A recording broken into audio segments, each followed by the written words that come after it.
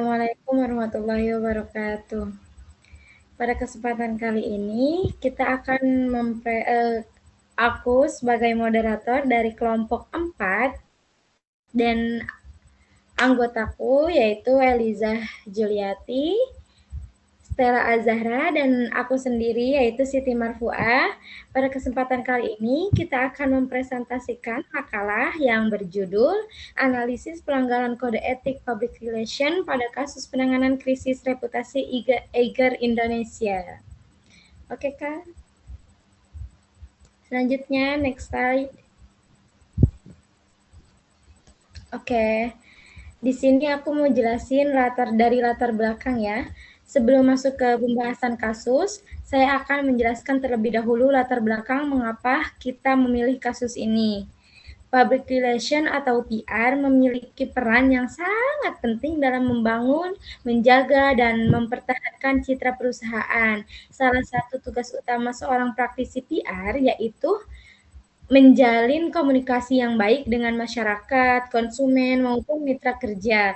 Tapi di era digital seperti sekarang ini, komunikasi menjadi tantangan yang sangat lumayan besar. Informasi dapat menyebar sangat-sangat cepat melalui media sosial.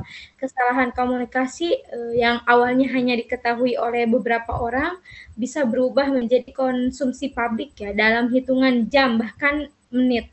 Hal tersebut terlihat pada kasus Eiger Indonesia yang menjadi viral pada tahun 2026. Komunikasi yang dilakukan oleh salah satu PIC ya kepada seorang konten kreator dinilai kurang profesional sehingga memicu kritik dari masyarakat. Dari kasus tersebut, kita dapat melihat bahwa reputasi perusahaan tidak hanya dipengaruhi oleh kualitas produk, tetapi juga dipengaruhi oleh cara perusahaan berkomunikasi dengan baik. Oleh karena itu, kita tertarik untuk menganalisis kasus ini berdasarkan etika berkomunikasi dan kode etik public relation. Oke, next slide.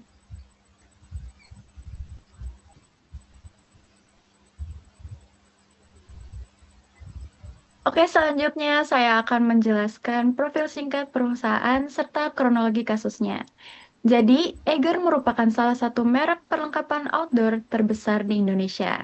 Perusahaan ini berdiri pada tahun 1989 di Bandung dan berada di bawah PT Eigerindo Multi Produk Industri. Selama bertahun-tahun, Eiger dikenal sebagai brand lokal yang memiliki reputasi baik serta dipercaya oleh masyarakat. Sekarang kita masuk ke kronologi kasus. Jadi, awalnya pihak Eiger mengirimkan beberapa produknya kepada seorang konten kreator dalam bentuk gifted collaboration. Gifted collaboration sendiri merupakan kerjasama di mana perusahaan memberikan produk secara gratis kepada konten kreator untuk diulas atau dipromosikan tanpa adanya pembayaran secara langsung. Setelah menerima produk tersebut, konten kreator tersebut kemudian membuat video ulasan dan mengunggahnya ke media sosial. Namun, setelah konten tersebut dipublikasikan, pihak PIC Eiger menghubungi konten kreator dan meminta agar isi konten direvisi karena dianggap belum sesuai dengan harapan perusahaan. Dan dari sinilah muncul perbedaan pemahaman. Konten kreator merasa bahwa kerjasama tersebut hanya sebatas menerima produk dan membuat ulasan, sehingga ia tidak memiliki kewajiban untuk melakukan revisi. Sedangkan pihak perusahaan berharap konten tersebut dapat diperbaiki sesuai dengan keinginan mereka. Namun sayangnya, komunikasi yang dilakukan oleh PIC dinilai kurang profesional. Dalam percakapan tersebut, terdapat kalimat yang dianggap merendahkan karena menyinggung jumlah followers yang dimiliki oleh konten kreator tersebut. Karena merasa tidak dihargai, konten kreator tersebut akhirnya mengunggah screenshot percakapan tersebut ke media sosial.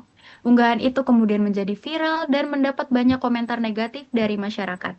Sebagai bentuk tanggung jawab, Eiger akhirnya menyampaikan permintaan maaf secara terbuka melalui akun Instagram resminya dan mengambil tindakan tegas terhadap PIC yang terlibat. Baik, selanjutnya saya akan membahas mengenai analisis pelanggaran etika komunikasi pada kasus Eiger. Berdasarkan hasil analisis kelompok kami, terdapat beberapa pelanggaran etika komunikasi yang terjadi dalam kasus ini. Yang pertama, tidak menghormati mitra kerja. Dalam dunia public relation, komunikasi harus dilakukan dengan sopan dan saling menghargai. Namun, pada kasus ini terdapat kalimat dari PIC yang dianggap merendahkan konten kreator karena menyinggung jumlah followers yang dimilikinya. Padahal setiap mitra kerja berhak mendapatkan perlakuan yang profesional tanpa memandang jumlah pengikut ataupun tingkat popularitasnya. Yang kedua, tidak menjaga hubungan baik dengan mitra kerja. Salah satu petugas PR adalah membangun hubungan baik dengan beberapa pihak, termasuk KOL atau konten kreator. Namun, komunikasi yang dilakukan justru memperburuk hubungan kerjasama sehingga menimbulkan konflik. Oke, yang ketiga, kurangnya keterbukaan komunikasi. Sejak awal belum ada kesepahaman mengenai bentuk kerjasama. Konten kreator menganggap kerjasama hanya berupa pemberian produk untuk diulas, sedangkan perusahaan berharap adanya revisi terhadap konten yang dibuat. Perbedaan pemahaman inilah yang akhirnya memicu kesalahpahaman. Dan yang terakhir adalah komunikasi yang tidak profesional. Permasalahan sebenarnya dapat diselesaikan melalui diskusi yang baik, tetapi karena cara penyampaian pesan yang kurang tepat, akhirnya percakapan tersebut menjadi viral dan berdampak pada reputasi perusahaan. Jadi dapat disimpulkan bahwa komunikasi yang tidak etis bukan hanya merugikan hubungan dengan mitra kerja, tetapi juga dapat mempengaruhi citra perusahaan secara keseluruhan. Selanjutnya, kami menganalisis kasus ini berdasarkan prinsip-prinsip etika profesi public relation. Prinsip yang pertama adalah tanggung jawab. Sebagai perwakilan perusahaan, seorang praktisi PR memiliki tanggung jawab untuk menjaga nama baik perusahaan dalam setiap komunikasi yang dilakukan. Namun, dalam kasus ini, komunikasi yang dilakukan justru memicu konflik sehingga berdampak pada citra perusahaan. Prinsip yang kedua adalah kejujuran. Dalam sebuah kerjasama, hak dan kewajiban kedua belah pihak harus dijelaskan sejak awal agar tidak menimbulkan kesalahpahaman. Pada kasus ini masih terdapat perbedaan persepsi mengenai bentuk kerjasama sehingga menunjukkan bahwa komunikasi belum dilakukan secara terbuka. Prinsip yang ketiga adalah keadilan. Konten kreator sebagai mitra kerja seharusnya diperlakukan secara adil dan dihormati tanpa melihat jumlah followers ataupun tingkat popularitasnya. Prinsip yang keempat yaitu ethical conduct atau perilaku etis. Seorang praktisi PR harus menunjukkan sikap yang sopan, menghargai orang lain, mampu mengendalikan emosi, dan menyampaikan pesan dengan baik. Namun, pada kasus ini perilaku tersebut belum terlihat. Dan prinsip yang terakhir adalah profesionalisme. Perbedaan pendapat sebenarnya merupakan hal yang wajar dalam sebuah kerjasama. Akan tetapi, penyelesaiannya harus dilakukan melalui komunikasi yang baik dan profesional, bukan dengan cara yang justru memperbesar konflik. Berdasarkan kelima prinsip tersebut, kelompok kami menilai bahwa komunikasi yang dilakukan oleh PIC belum mencerminkan etika profesi public relation sebagaimana mestinya. Oke, selanjutnya akan dijelaskan oleh teman saya. Baik, selanjutnya saya akan menjelaskan mengenai pelanggaran kode etik Perhumas dan kode etik IPRA pada kasus Eger. Yang pertama adalah kode etik Perhumas yang telah dilanggar Eger pada pasal 2 huruf A, yaitu mengenai kejujuran dalam hubungan kerja. Nah, pasal ini menekankan bahwa seorang praktisi PR harus bersikap jujur dan terbuka kepada pihak yang bekerja sama dengannya. Tapi, dalam kasus Eger ini, sejak awal terdapat perbedaan pemahaman mengenai bentuk kerjasama antara perusahaan dan konten kreator. Hal ini menunjukkan bahwa komunikasi belum dilakukan secara jelas sehingga akhirnya menimbulkan kesalahpahaman. Yang kedua adalah pasal yang dilanggar, pasal 2 huruf D, yaitu tidak merendahkan martabat pihak lain. Artinya, seorang praktisi PR tidak boleh mengeluarkan ucapan yang dapat merendahkan atau menyinggung pihak lain. Nah, menurut kami, pasal ini telah dilanggar oleh Eger karena terdapat komunikasi yang menyinggung jumlah followers konten creator.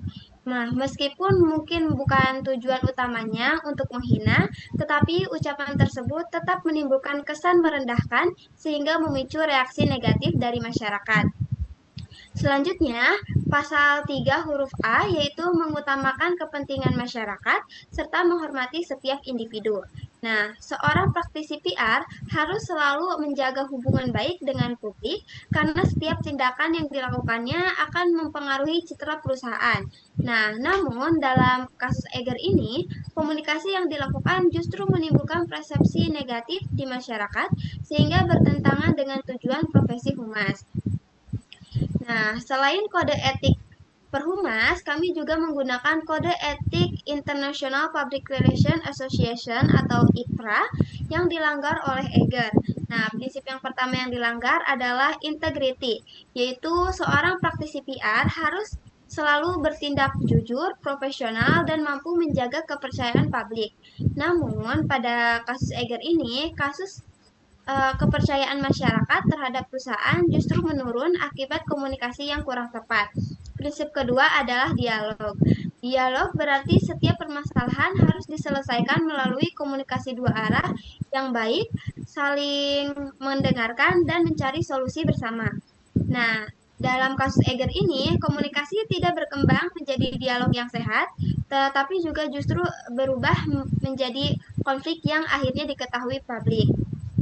Yang terakhir yaitu prinsip human dignity, yaitu menghormati martabat setiap manusia. Artinya, siapapun yang diajak bekerja sama harus diperlakukan dengan hormat tanpa membedakan status ataupun popularitasnya. Tapi, dalam kasus Eger ini, terdapat komentar yang dianggap merendahkan konten creator, sehingga hal tersebut belum sesuai dengan prinsip human dignity. Jadi, secara keseluruhan, komunikasi yang dilakukan oleh PIC belum mencerminkan standar etika profesi public relation, baik berdasarkan kode etik Perhumas maupun kode etik IPRA. Next, Kak. Nah, selanjutnya di sini ada dampak yang ditimbulkan dari kasus Eger ini. Yang pertama adalah dampak internal. Nah, untuk dampak internalnya, setelah kasus Eger ini menjadi viral, Eger melakukan evaluasi terhadap sistem komunikasi internal, khususnya dalam pengelolaan kerjasama dengan KOL atau content creator. Nah, selain itu, perusahaan juga mengambil tindakan tegas dengan memberhentikan PIC yang terlibat. Langkah ini menunjukkan bahwa perusahaan berusaha bertanggung jawab sekaligus memperbaiki sistem komunikasi agar kejadian serupa tidak terulang kembali. Nah, yang kedua adalah dampak eksternal. Nah, kasus Eger ini memunculkan banyak kritik dari masyarakat. Banyak pengguna media sosial menilai bahwa komunikasi yang dilakukan oleh PIC tidak mencerminkan sikap profesional. Akibatnya, kepercayaan masyarakat terhadap perusahaan ikut menurun dan citra perusahaan menjadi terdampak. Ketiga adalah dampak di media sosial. Nah, saat ini media sosial jadi faktor utama yang membuat kasus ini semakin besar. Nah, setelah tangkapan layar percakapan antara si KOL dan PIC Eger diunggah, informasi tersebut dengan cepat menyebar dan menjadi perbincangan di publik. Banyak warganet bahkan mengaitkan kasus Eger ini dengan kontroversi Eger yang pernah terjadi pada tahun 2021. Sehingga sentimen negatif terhadap perusahaan semakin meningkat. Nah, yang terakhir adalah dampak terhadap brand image. Nah, sebelum kasus Eger ini terjadi, Eger dikenal sebagai salah satu brand outdoor terbesar di Indonesia dengan reputasi yang baik. Namun, setelah kasus ini viral, sebagian masyarakat mulai mempertanyakan profesionalisme perusahaan dalam menjalin hubungan dengan mitra kerja. Hal ini menunjukkan bahwa reputasi perusahaan tidak hanya dibangun dari kualitas produk, tetapi juga dari cara perusahaan berkomunikasi dengan publik dan mitra kerjanya. Selanjutnya, next. Nah, selanjutnya saya akan menjelaskan mengenai upaya penyelesaian dan pemulihan reputasi yang dilakukan oleh Eger. Nah, setelah kasus Eger ini menjadi viral, dan mendapat banyak perhatian dari masyarakat, Eger mengambil beberapa langkah sebagai bentuk tanggung jawab perusahaan. Langkah pertama adalah Eger menyampaikan permintaan maaf secara terbuka melalui akun Instagram resminya. Nah, permintaan maaf tersebut ditunjukkan kepada konten kreator yang terlibat maupun kepada masyarakat. Nah, dengan adanya permintaan maaf ini, perusahaan mengakui bahwa telah terjadi kesalahan komunikasi komunikasi bahwa perusahaan mengakui telah terjadi kesalahan komunikasi dan menunjukkan itikat baik untuk memperbaiki keadaan. Langkah kedua yaitu perusahaan mengambil tindakan tegas dengan memberhentikan PIC KOL yang terlibat dalam kasus tersebut. Langkah ini menunjukkan bahwa perusahaan tidak hanya mentoleransi perilaku yang bertentangan dengan profesionalisme dan etika komunikasi. Namun, menurut kelompok kami, penyelesaian kasus tidak cukup hanya dengan meminta maaf ataupun memberikan sanksi. Nah, sebagai langkah jangka panjangnya, perusahaan Eiger juga perlu melakukan evaluasi terhadap komunikasi internal, terutama dalam pengelolaan kerjasama dengan KOL atau influencer. Selain itu, perusahaan juga perlu menyusun SOP atau standar operasional prosedur yang lebih jelas mengenai proses kerjasama, mulai dari kesepakatan awal, hak dan kewajiban masing-masing pihak, hingga mekanisme apabila diperlukan revisi terhadap konten. Terakhir, perusahaan juga perlu memberikan pelatihan mengenai etika komunikasi kepada seluruh karyawan, khususnya yang berhubungan dengan publik. Nah, melalui langkah-langkah tersebut, perusahaan diharapkan dapat menjaga kepercayaan masyarakat kembali dan reputasi Eiger sebagai perusahaan yang profesional dapat terjaga kembali. Sekian dari saya kembalikan kepada moderator. Oke, selanjutnya kesimpulan dari semua yang kita bahas pada hari ini berdasarkan hasil analisis yang telah kita lakukan, dapat disimpulkan bahwa kasus Eiger menunjukkan betapa pentingnya etika komunikasi dalam profesi public relation. Permasalahan yang awalnya hanya terjadi karena perusahaan dan konten kreator akhirnya berkembang pesat ya, menjadi sangat krisis reputasi karena komunikasi yang dilakukan dinilai kurang profesional. Kasus ini juga menunjukkan bahwa satu kesalahan komunikasi dari seorang perwakilan perusahaan dapat mempengaruhi citra perusahaan secara keseluruhan. Berdasarkan analisis kita, tindakan tersebut bertentangan dengan prinsip etika komunikasi, etika profesi public relation, kode etik IPRA. Meskipun Eiger telah mengambil langkah penyelesaian melalui permintaan maaf dan pemberhentian PIC yang terlibat, kasus ini tetap menjadi pembelajaran bahwa setiap praktisi public relation harus selalu menjunjung tinggi kejujuran, tanggung jawab, profesionalisme, serta menghormati seluruh pihak yang bekerja sama dengan perusahaan. Agar apa? Agar kepercayaan publik tetap terjaga. Saran dari kelompok kita, bolehkah slide selanjutnya? Berdasarkan kesimpulan tersebut, kita memberikan beberapa saran. Yang pertama, perusahaan perlu meningkatkan pelatihan mengenai etika komunikasi kepada seluruh karyawannya, khususnya bagi karyawan yang berhubungan langsung dengan publik maupun mitra kerja. Kedua, perusahaan perlu menyusun SOP atau standar operasional prosedur yang lebih jelas mengenai kerjasama dengan KOL atau influencer. Dengan adanya SOP yang jelas, setiap pihak akan memahami hak, kewajiban, serta batasan dalam kerjasama, sehingga dapat mengurangi resiko terjadinya kesalahpahaman. Yang ketiga, perusahaan juga perlu melakukan evaluasi komunikasi secara berkala agar setiap bentuk komunikasi yang dilakukan tetap profesional, terbuka, dan sesuai dengan kode etik public relation tentunya. Harapan kami melalui langkah-langkah tersebut, perusahaan dapat mencegah terjadinya krisis reputasi yang serupa di masa yang akan datang, serta mampu membangun hubungan yang lebih baik tentunya dengan publik maupun mitra kerja. Oke, selanjutnya. Nah, baik demikian presentasi yang dapat kita sampaikan mengenai analisis pelanggaran kode etik public relation pada kasus penanganan krisis reputasi Eiger Indonesia. Melalui kasus ini, kita dapat belajar bahwa reputasi perusahaan bukan hanya dibangun dari kualitas produk atau layanan yang dimiliki, tapi juga dari cara perusahaan berkomunikasi dan memperlakukan setiap orang yang menjadi mitra kerjanya. Seperti yang tertulis pada slide ini, kata-kata yang kita sampaikan mencerminkan nilai dan reputasi yang kita bawa.